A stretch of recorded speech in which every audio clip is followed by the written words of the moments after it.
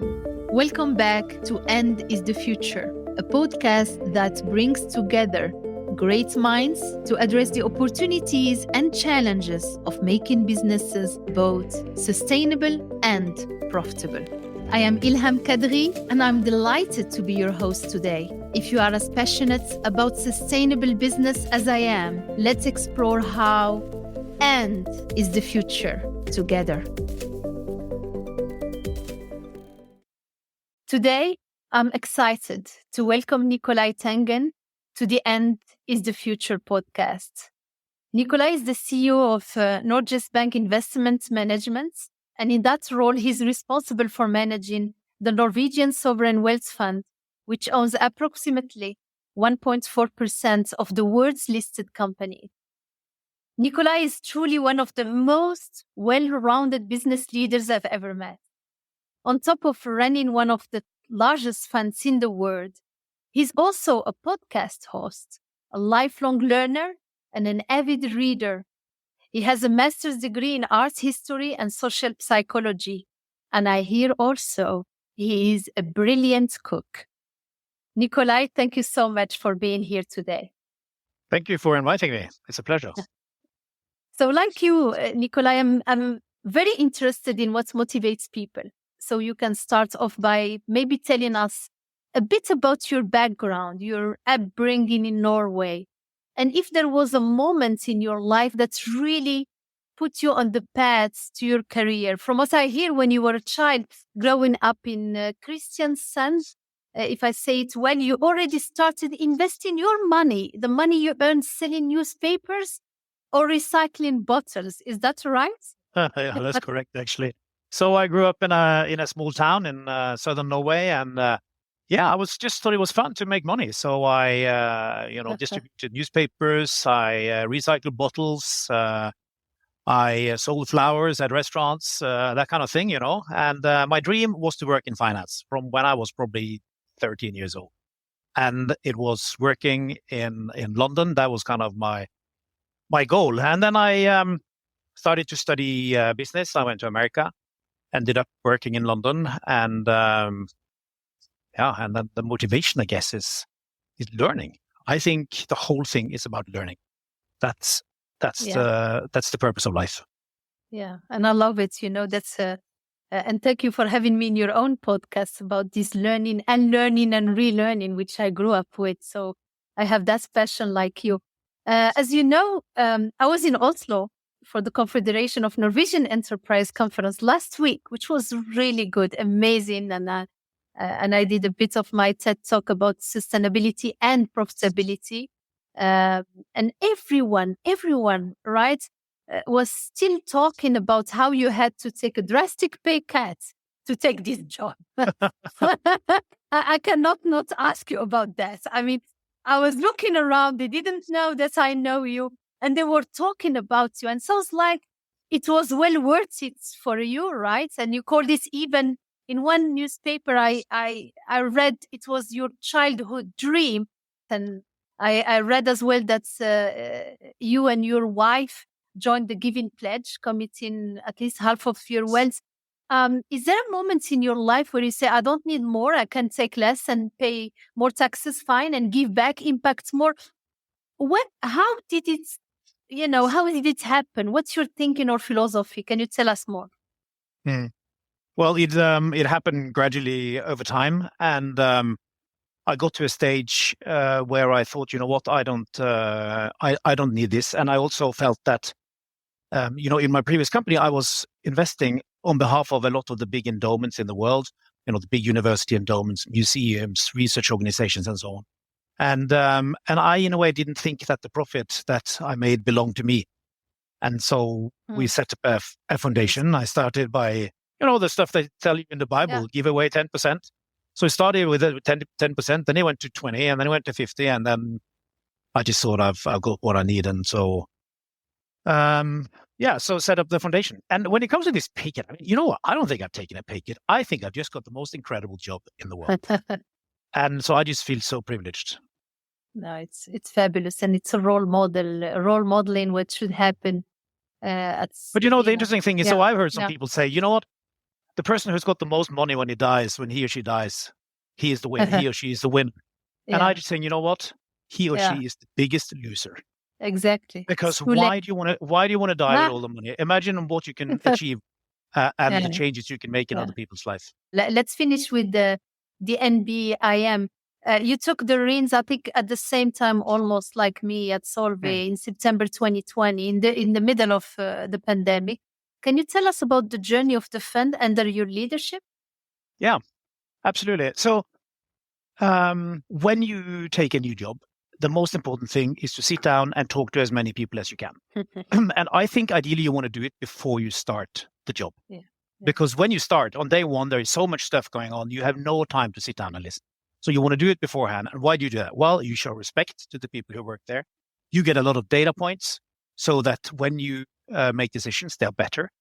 And it's easier to anchor your decisions and your changes when, all these people have had input. And then you sit down, you make a leadership group. You don't hire from outside the company. You distill the DNA you have. And this was something I learned from a guy called Albert Beni. He's chairperson for 2 companies in Switzerland. And you don't want to hire from outside the company because then you basically show that you don't trust the expertise you have. So, and then you set 3 targets and you execute and don't do it too quickly. Because the people who fail, it's people who try to do too much too quickly. So what we did here was I sat down, talked to 140 people, figured out we have 3 priorities. One is performance, because performance always has to be a priority, number 1 for an asset manager. Then we wanted to have better communication internally and externally and really open up the fund to the outside world. And then it was the people, focusing on the people, on the talent, develop, people really, really care for them. So that's what we've done. That's what you've done. So very simple. But listening, it's important. Making your due diligence, giving people the opportunity to impact. You say, don't hire from outside. What's about managing underperformance? I guess you still bring some fresh blood from the outside or not? Well, so what I think, so-called underperformance, I mean, most likely it is people who are just not in the right place. Because we all, everybody has got abilities. And one of the things that make me the most happy is when you find somebody who is not thriving, you move him or her to a different role. And wow, sometimes you release this energy and it's just really lovely to see. Absolutely. Absolutely. And when, and I will finish with this on the NBIM current, adventure. When I was at the Confederation of Norwegian Enterprises, I got a lot of insights about you. Someone in the crowd told me that... Sounds scary, this.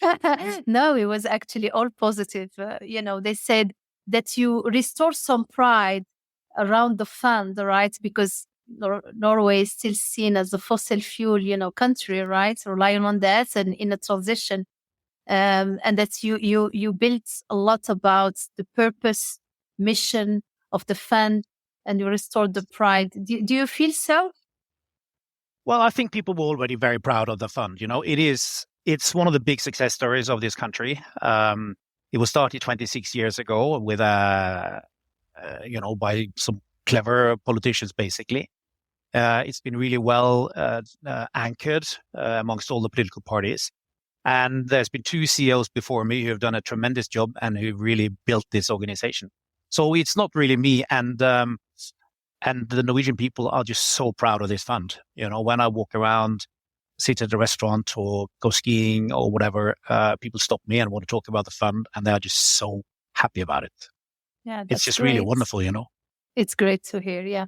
So let us switch gears. And as you know, Nicolai, this podcast is about the power of the end, A&D, and how companies can achieve that power of the end and be, for example, sustainable and profitable. And we all know that investors are increasingly calling for companies to do just that. And you've been at the heart of this discussion for most of your career with companies like ours, right, around how to achieve both. Can you tell our listeners how you've seen it evolving? Yeah, I think 10 years ago or so, ESG and these type of considerations were separate from investing. And it was, different people who were doing it in the organization. Now, I think it really goes hand in hand, because if you don't have a sustainable business, you will have nobody you want to do. If you pollute, nobody will join your company. Nobody will buy your products. You won't get bank loan. You won't get insurance. You have just no future. So it's not, you don't have any choice. It goes hand in hand. Yeah. And you were recently quoted, Nicolai, in the FT. I was reading on the warning the danger of if the environment falls down the agenda because of the inflation, the geopolitical challenges we are facing. It can be really dangerous. And I often say that we are witnessing another crisis, but like every crisis, it presents an opportunity. And it's painful, but teaching us how to live with less gas, how to better evaluate our investments in each region of the world, depending on their dependence on other fuels, how to decarbonize and build an ecosystem more renewable.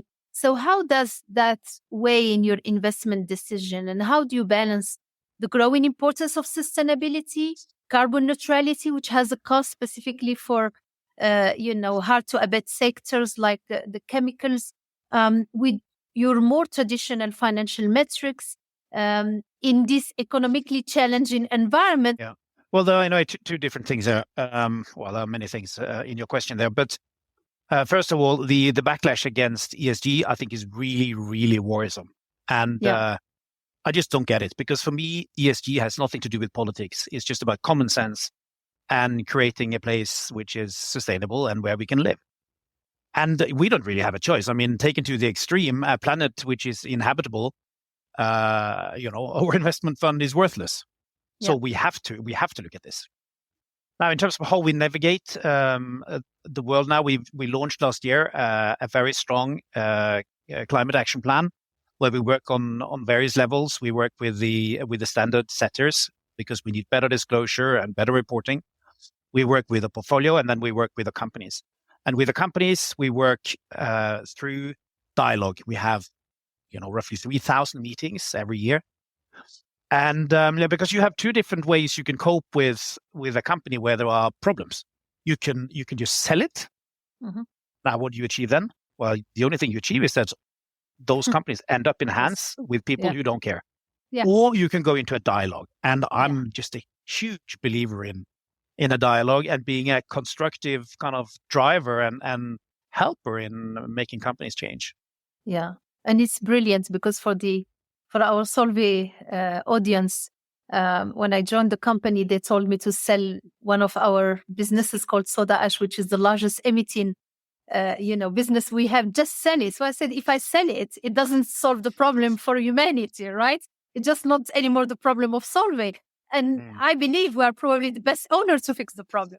So I think it resonates a lot with what we heard at Solvay about this. I know you have a strong criteria for the companies you invest in. And of course, we are happy that you own, shares at Solvay. Can you tell our listeners about your selection process? Yeah, it's the selection process is decentralized. We have 50. We got more than 50 people who run portfolios. We have sector specialists, but they make their own selection, right? So that's not something that I do. I'm not sitting here and saying, listen, we should buy more Solvay. We should, buy more or less of this and that. So we have it's really decentralized. And a huge amount of accountability, which I really believe in. So that's how we do it. Now, they invest, of course, to make returns, but it needs to be done in a sustainable way and in a responsible way. And so that's a big focus for us. And you said as well, Nicolai, that transparency is important, right? In your fund and when with your investors and society. You said recently that you aim to be the most open and transparent investment fund in the world. Have you succeeded to do that? And how are you doing this? Well, you probably wouldn't believe it, but there is actually a world championship in. No, I didn't know. And we came number 2.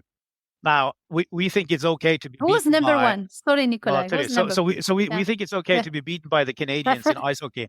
But we don't think it's okay to be beaten at transparency. So we're working hard on that. We are going to go for gold now. Very but good. Transparency is key. Transparency is absolutely. I love transparency. And within the firm, If there is not a good reason to keep something, secret, it's being shared with everybody. And we even share the minutes from our leader group meetings. So that, and it's on the intranet. Everybody can see what we discuss, and they can see what's coming, 3, 6, 12 months down the road. We have just absolutely no secret. And I'll tell you one thing, it's the most read thing that we publish internally. Yeah, really. It's really cool. Yeah. Now, what we also do is that we are transparent in how we vote, right? So if we vote against you at the AGM, we will explain why we do it. And we're also announcing 5 days ahead of the AGM how we are going to vote. Yeah. So we are the only big institution, I think, in the world who does that. Yeah. And I think it's very, very powerful. Yeah, and this is appreciated. I think many investors now, they engage because when you get the votes, and sometimes it's anonymous, I think feedback is a gift. If you share with us, openly what's going on. But I found, posting your executive committee's minutes onto the intranet, this is something I've never heard about. So this is it's a learning for me as well. So thank you for that. In your own podcast, In Good Company, which is fantastic, and I recommend to everyone to listen to. I was honored to be your guest last year. And as a fellow podcast host, you and I can relate to you. For me, it's been inspiring to talk to so many great leaders and hear the wisdom. Why are you doing a podcast, and how has that experience been for you? What do you want to achieve with your podcast? Well, of course, I'm doing the podcast so I can speak with you, but all the likes of you. My thinking was basically that it was an extension of the thinking on transparency. The ultimate level of transparency is that the Norwegian people who own the fund can meet and learn from the people who run the best companies in the world. And since we own so much of these companies, hopefully they would be willing to talk to us. And so we have now released 20 episodes with the best leaders in the world. We have a tremendous lineup for the spring. Just incredible. And, I learn, people who listen to it, hopefully will learn. There is a lot of advice for students. So we have a huge amount of students who, to listen into this. We've had now, roughly 500,000 downloads. It's been just tremendous. And it's good for recruitment. It's good for everything. Yeah. Amazing.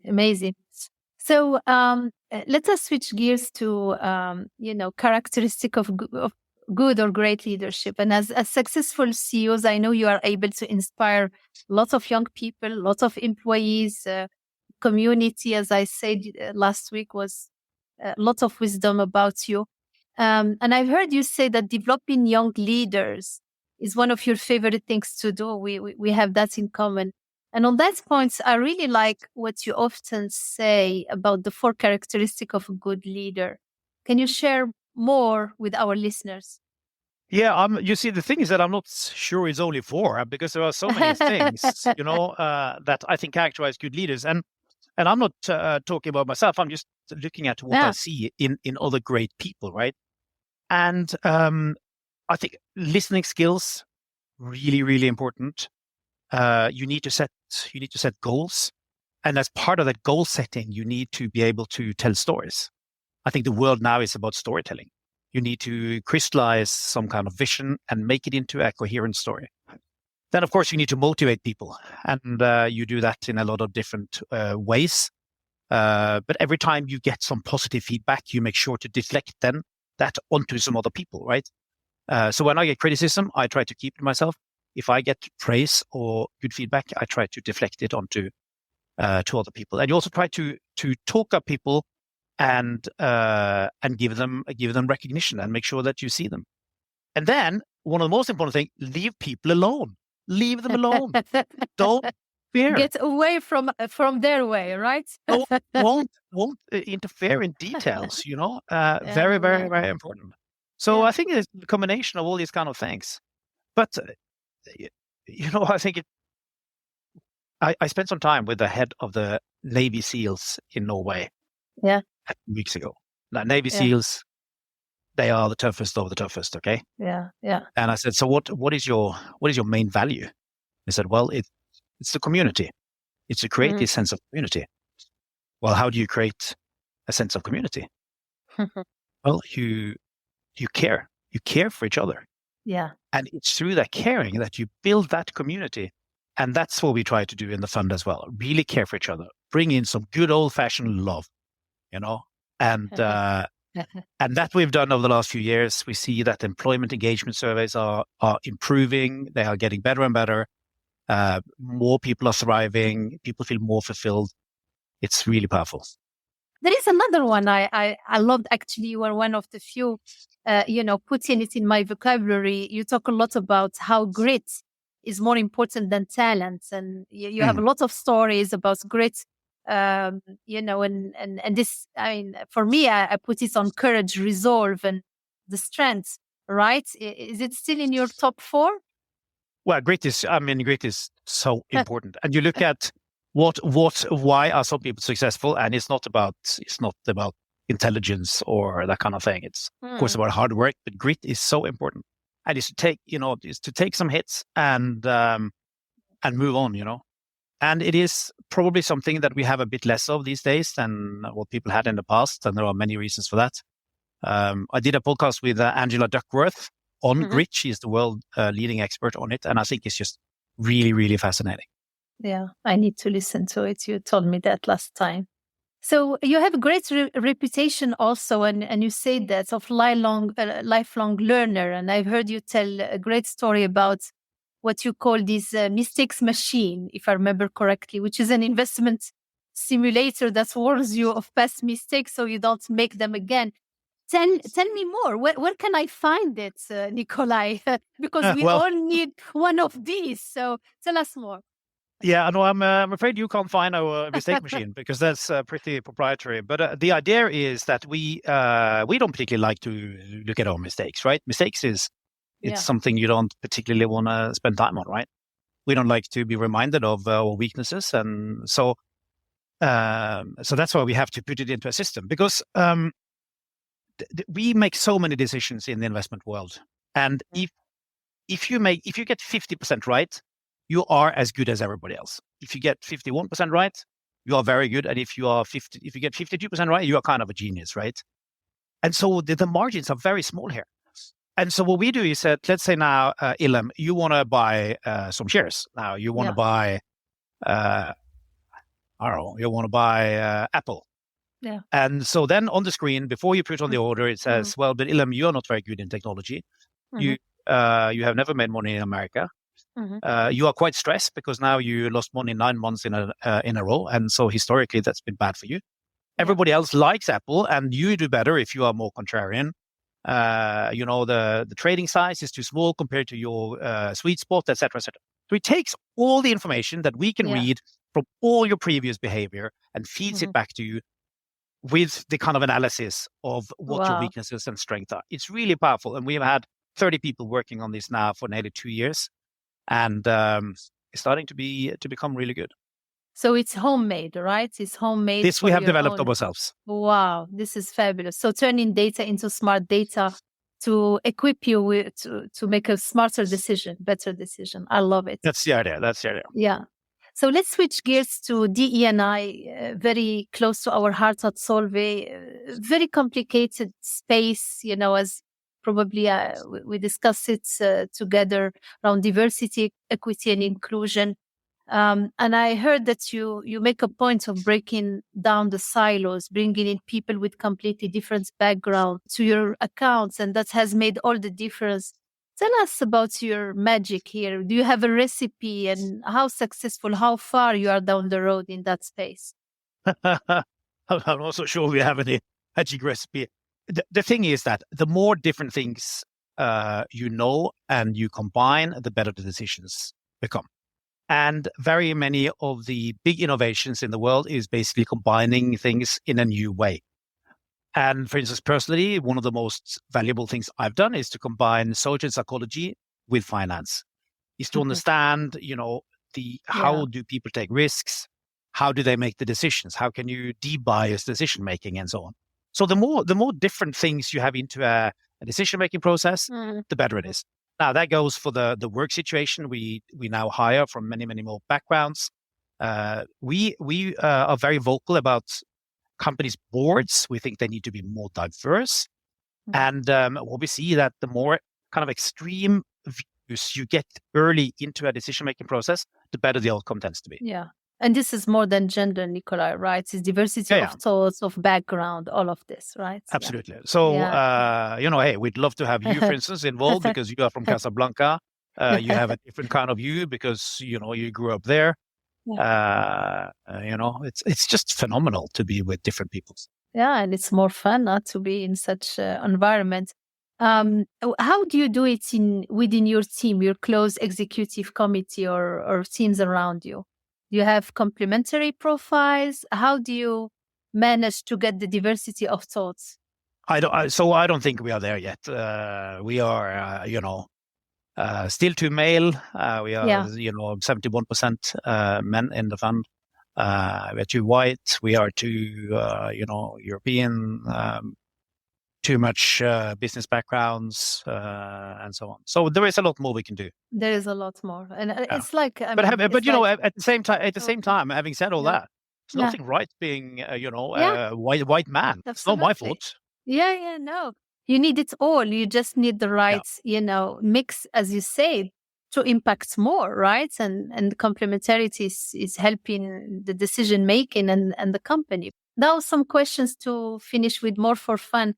Speaking of lifelong learning, you are a prolific reader, both of business books and fiction, which I like as well. And you often post about the books you are reading. What is your best or the last book you read this year or last year, 2022? And what work of fiction has most impacted you? The most surprising book last year that I read, which I just thought, wow. I mean, it was just like a complete revelation. It's called An Immense World by Ed Young. And it is about sensory biology. And then you think, Jesus, Nicolai, what is sensory biology? That sounds like super dull. It's just unbelievable. It's just how different animals sense the world and kind of relate to the world. And it was just like a revelation. It was super interesting, Yeah. So that would be strongly recommended. And then, of course, I think we probably don't read enough of the old classics and all the kind of Anna Karenina. Some of the old, we forget about, and I guess Russia is not, the place to be these days, but gee, did they produce a lot of great literature in the old days. Yeah. So revisit some of the old classics. Yeah. And the art is universal, so I agree. Yeah. You've gone back to college to earn degrees in art history, social psychology, and even cooking. I love this. Let's start with art. I often say that business, can learn so much from the arts. And we even had Claudia Junstra. She's Dutch, a sustainable artist, on the podcast recently. And you are an advocate of Norwegian arts and a big fan of Edvard Munch. What is your favorite painting by Norwegian artists? And what can inspire our leaders, our audience? Okay, so what you have to do now is you have to travel to Oslo and you have to visit the two new museums we have. We have two unbelievable museums. We have the Munch Museum and the National Museum. They are just incredible. And the Munch Museum is so powerful because Munch was painting, the really, really deep feelings in a new way. The angst, the love, melancholy, loneliness, love, all these things. It's so incredible. So, his images they kind of transcend time and, geographies and everything. Yeah. So do you go often to the museum? Are you a member? Probably. I am a member of a few museums. Yeah. But, very, very powerful images.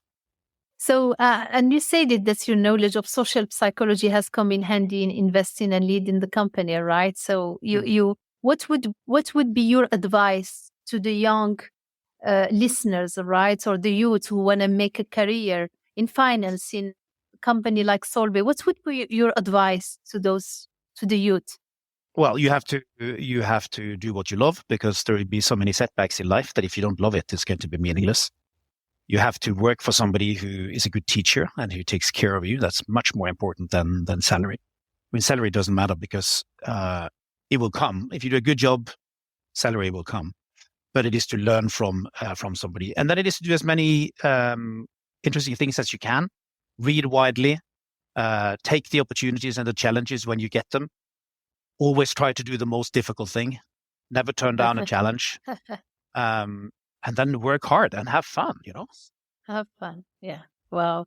So one before last, can you tell us about one failure, one sobering moment where you learned so much from it, Nicolai, who shaped the leader, the parents, the spouse you are today? I mean, I do so many mistakes. I make so many mistakes. One, But just you know, one. but you know what? I'll tell you one thing. So I studied at a business school called Wharton, and in America, and what they're pretty good at American business schools is to kind of send you out of there with massive self-confidence. I mean, way too much self-confidence. Yeah. So I go into my first job. I kind of thought I did a good job, but after a few months, I was taken down in this kind of deep cellar to be given some feedback on my first period. And the guy pulls out, a piece of paper. It was kind of as long as a toilet roll, with mistakes I had made. And I was just devastated. And I went home for Christmas and had the worst Christmas holiday ever, but decided to get my act together. And, and I thought, gee, I have to improve. And I have worked ever since trying to improve. Now, that's probably the worst type of leadership and feedback you can ever get. But gee, I mean, some of these straight bucks, some of these straight feedbacks, they can do wonders. And it certainly changed it got me into gear, Yeah. Well, thank you. Thank you for sharing this sincere and authentic experience. We all had that, and it helps if it's done constructively. Feedback is a gift, and we need to fight against our ego, right? Which doesn't allow us just to welcome it. So yeah, thank you. That's a big one. One last one. What do you like to cook? Oh my, there is. Cooking is a language of love. It's so wonderful. It's the way to connect with people. But if you were to do something kind of nice and simple and on a budget, because we probably have some students here, you kick off with chop up a red onion, put in a garlic, some chili, tomatoes, and white wine, and you just simmer it down. Yeah. And then you cook some pasta. The best is this air pasta, or acetti, whatever it's called. Acetti. You mix it up together. Yeah. And then you have